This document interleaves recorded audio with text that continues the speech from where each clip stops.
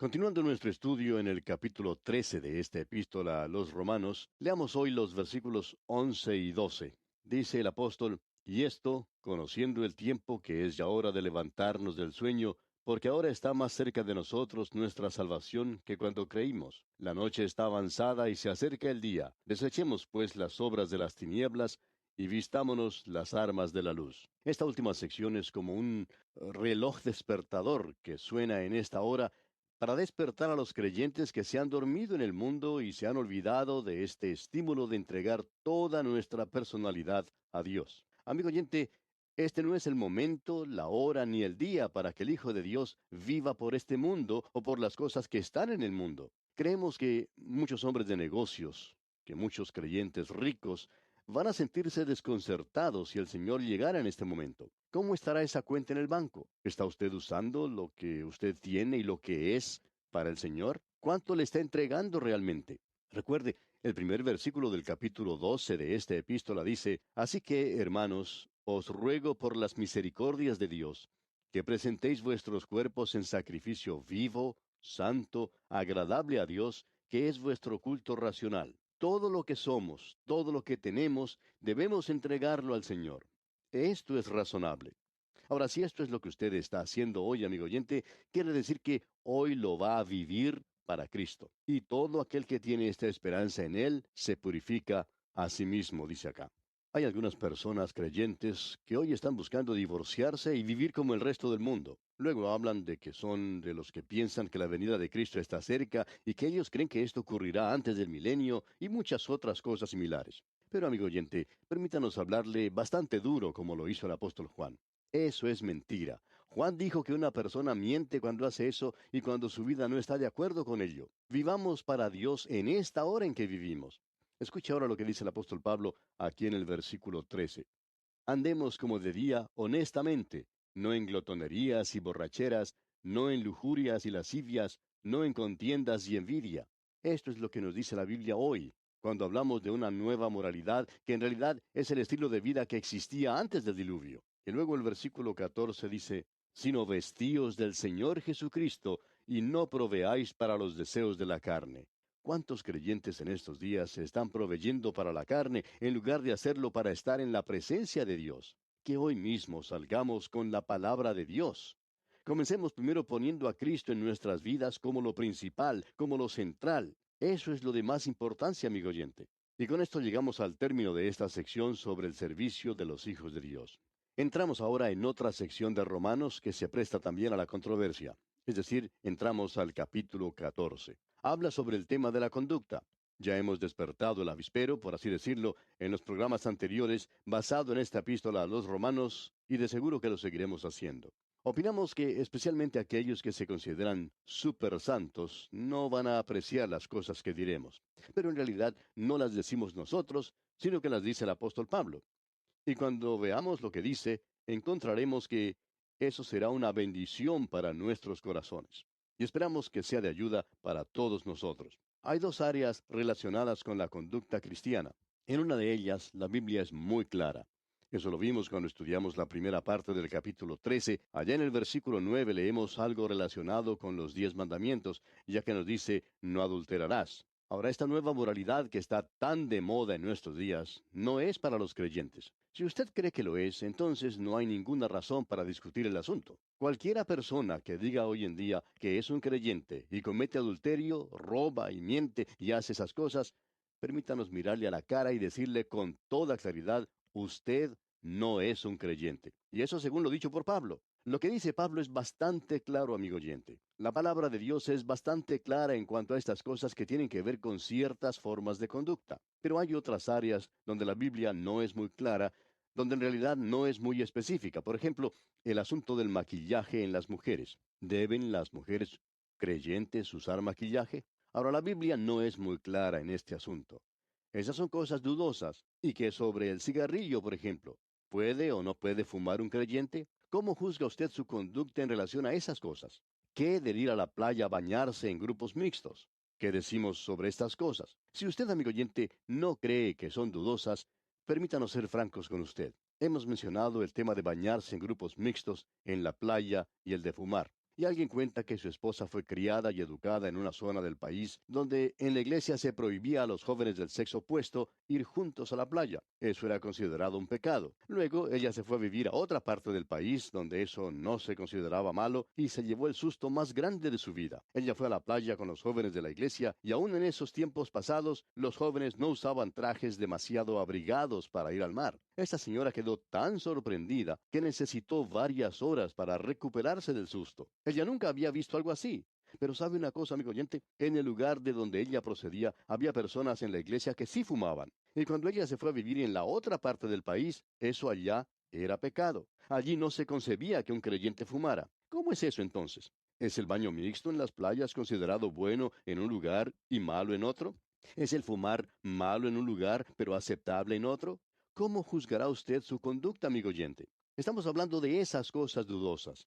Y ya vemos que a algunas personas se les está poniendo los pelos de punta cuando nos oyen hablar así. Y pueden decir, pero ¿por qué no habla contra el cigarrillo y deja ese asunto de ir a la playa en grupos de jóvenes de ambos sexos a un lado? Porque mis hijos, un muchacho y una muchacha, van a la playa juntos con otros jóvenes y eso está bien. Bueno, amigo oyente, permítanos decirle que no estamos condenando a ninguno de los dos y además queremos agregar que no estamos aprobando a ninguno de ellos tampoco. No queremos exponernos en cosas que son dudosas, y Pablo hizo lo mismo. Así que aquí Pablo señala las normas de conducta del creyente en cuanto a esos asuntos dudosos. Él nos dará 3 guías de conducta que son de sumo valor. El creyente en su conducta tiene que tener una convicción firme en cuanto a todo lo que hace. Todavía no vamos a tomar las escrituras, eso lo haremos dentro de unos momentos. Pero un creyente no debe hacer nada de lo que no esté verdaderamente convencido. La segunda cosa que lo debe guiar es su conciencia. Ese convencimiento del que estamos hablando es algo que anticipa lo que sucederá. ¿Prevé él lo que hará en el futuro con gran anticipación, júbilo y entusiasmo? Y luego, cuando lo ha hecho, mira hacia atrás y se desprecia a sí mismo por haberlo hecho? ¿O quizá queda pensando que lo que hizo estuvo bien o mal? Esa es la segunda norma de conducta. Y la tercera es la consideración por los demás. Un creyente en su comportamiento tiene que tener consideración por las otras personas.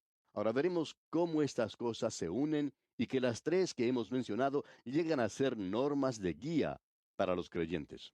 En la isla de Bonaire, en las Antillas holandesas, y en la parte sur de esta isla, hay 3 obeliscos de unos 10 metros de altura. Tienen 3 colores diferentes. Uno es azul, el otro blanco y el último anaranjado. Fueron edificados allá por el año 1838 para ayudar a los barcos que llegaban en busca de sal a atracar en el muelle. Cuando los barcos podían alinear los 3 obeliscos, sabían que podían entrar sin problemas a su destino. Ahora esto es un ejemplo de lo que Pablo nos está diciendo aquí. Él nos está presentando 3 puntos o guías para nuestra navegación en esta vida, y la idea es que los tengamos siempre delante de nosotros para estar seguros que vamos en la dirección precisa para llegar a nuestro destino. Creemos que en la actualidad existe 2 puntos de vista extremos en lo que se relaciona con la conducta cristiana sobre asuntos dudosos, y han creado una atmósfera artificial en donde uno tiene que vivir su vida cristiana. De modo que creemos que tenemos creyentes anormales y subnormales viviendo en estos extremos. Una de esas posiciones no tiene ninguna separación del mundo, y estas personas son copias exactas de la persona que pertenece al mundo y no a Cristo. Viven de la misma manera en que lo hacían antes de conocer a Cristo. Toman parte en todas las diversiones que el mundo ofrece.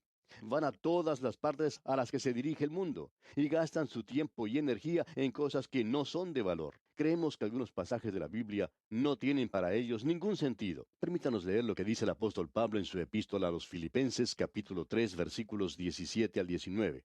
Dice el apóstol: Hermanos, sed imitadores de mí, y mirad a los que así se conducen según el ejemplo que tenéis en nosotros. Porque por ahí andan muchos, de los cuales os dije muchas veces, y aún ahora lo digo llorando, que son enemigos de la cruz de Cristo, el fin de los cuales será perdición, cuyo Dios es el vientre, y cuya gloria es su vergüenza, que sólo piensan en lo terrenal. Hay muchos en estos días que no van a los cines. Ellos no bailan y no hacen muchas cosas por el estilo, pero son tan mundanos como se pueda llegar a ser.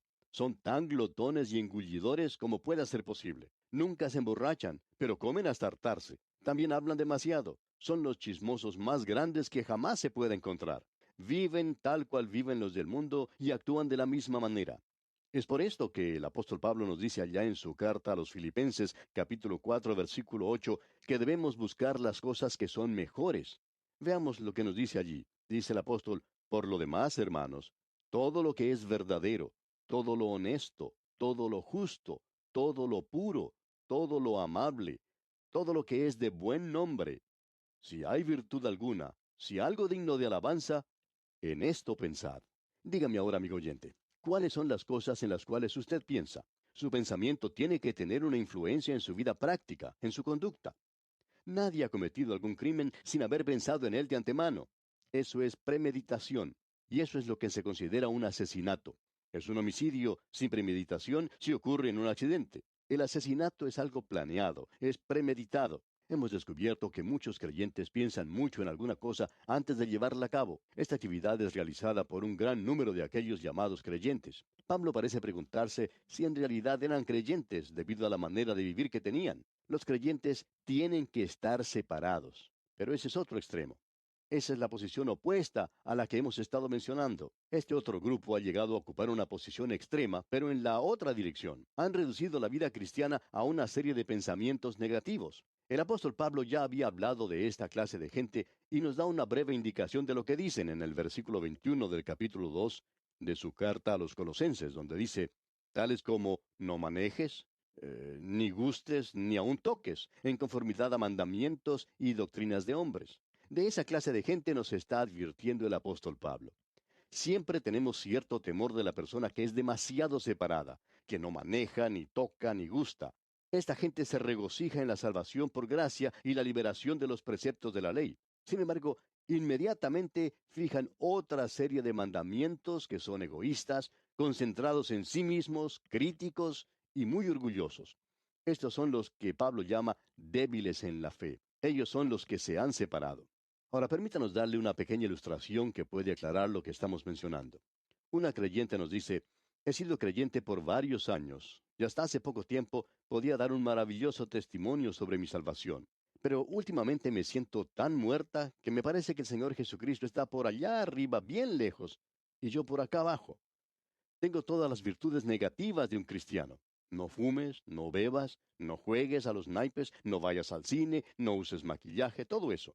Pero todas estas cosas no hacen feliz a un creyente. Mis amigos me dicen que me estoy haciendo una amargada y yo no quiero que eso suceda.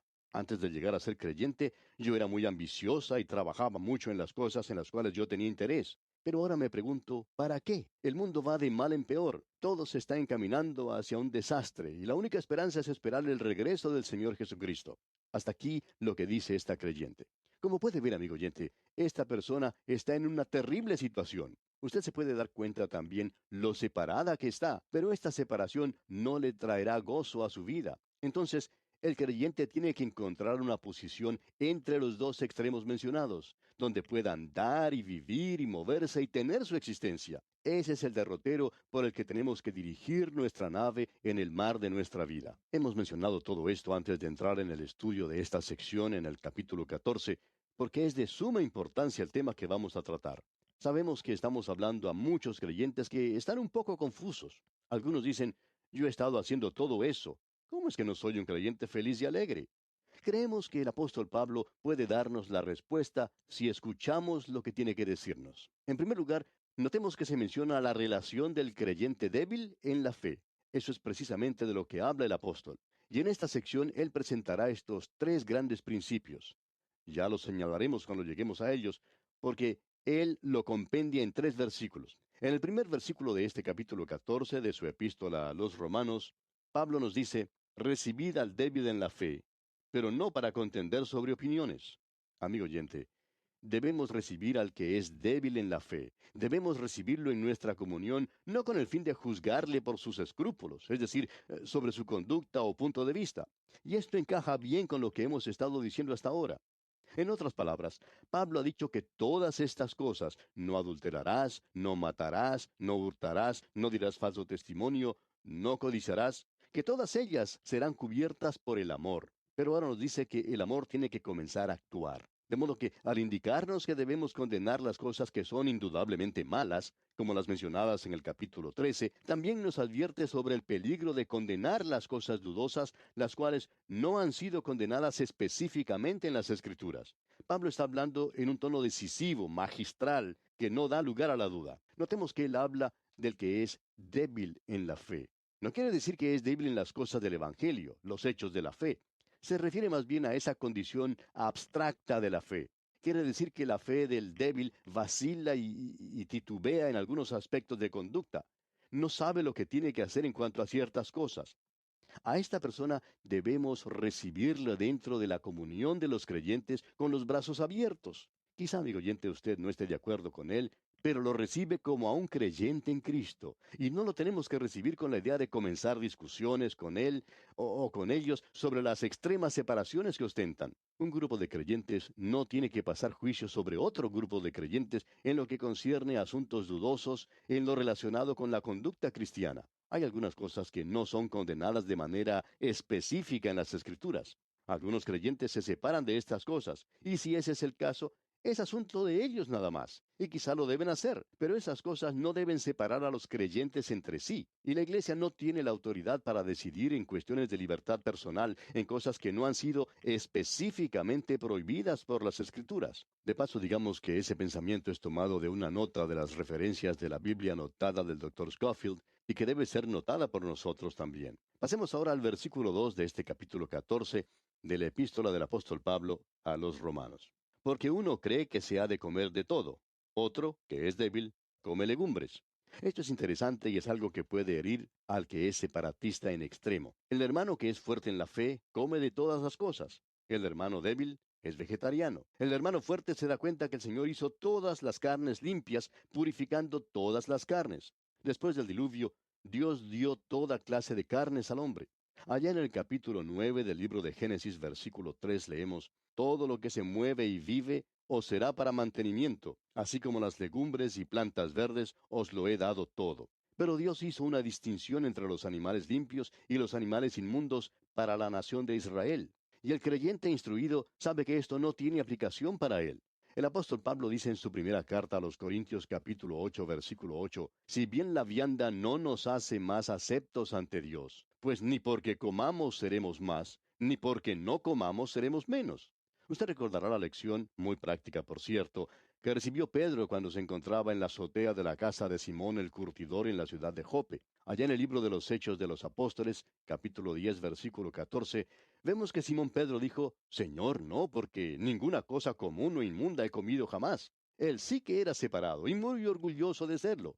Decía: ninguna cosa común o inmunda he comido jamás. Pero el Espíritu Santo le dijo: lo que Dios limpió, no lo llames tú común, según el versículo 15 de ese capítulo 10 de los Hechos.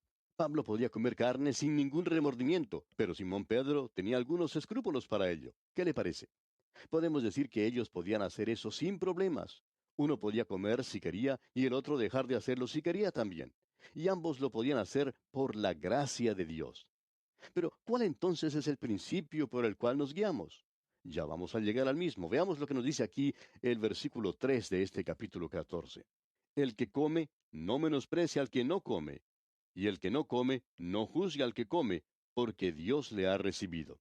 Ahora yo reconozco que estoy equivocado cuando condeno a los que son separatistas en extremo. Si ellos quieren ser así, pues allá ellos. Lo que realmente me molesta, sin embargo, es que quieren corregirme a mí. Yo sé que necesito eso, pero no son ellos los que deben hacerlo. De eso estoy seguro. Amigo oyente, permítanos decirle que un grupo no debe condenar al otro. Si usted cree que no debe comer carne, y Pablo usa la carne aquí como ejemplo, pero esto puede aplicarse a cualquier otra cosa. Si usted cree que no debe comer carne, entonces no la coma. Pero si cree que la debe comer, pues cómala. Ese es el principio al que llegamos ahora. Leamos el versículo 4 de este capítulo 14 de la epístola de Pablo a los romanos. ¿Tú quién eres que juzgas al criado ajeno? Para su propio Señor esté en pie o cae, pero estará firme, porque poderoso es el Señor para hacerle estar firme. Esto es algo realmente contundente. Pablo nos dice aquí: ¿tú quién eres? Es decir, ¿qué derecho tienes tú para juzgar al criado ajeno? ¿Qué derecho tiene usted, amigo creyente, para juzgar a otro creyente en su conducta sobre algo que es dudoso? ¿Qué derecho tiene usted? ¿Es usted Dios? ¿Tiene que rendir esa persona sus cuentas ante usted? Pablo dice aquí que él no tiene que rendir cuentas ante usted. Él lo tiene que hacer ante Dios. Él tiene que presentarse ante su propio dueño. Imagínese usted que va a la casa de alguien a comer y la cocinera le trae la comida un poco fría. Y usted entonces le dice a la cocinera, ¿cómo se atreve usted a traerme la comida fría? Y allí mismo, usted, aunque es invitado de la casa nada más, le dice unas cuantas cosas a esa cocinera por lo que ha hecho. Bueno, posiblemente haya en esa casa un silencio pesado por causa de su actitud. Esa persona no es su sirviente. Quizá no debió haber hecho lo que hizo, pero eso no es cosa suya. El ama de casa posiblemente se levantará de la mesa y le dirá a la cocinera lo que debe hacer. Y a propósito, amigo creyente, quizás a usted le moleste la forma en que yo me peino, la forma en que yo me visto, pero yo no tengo que darle cuentas a usted.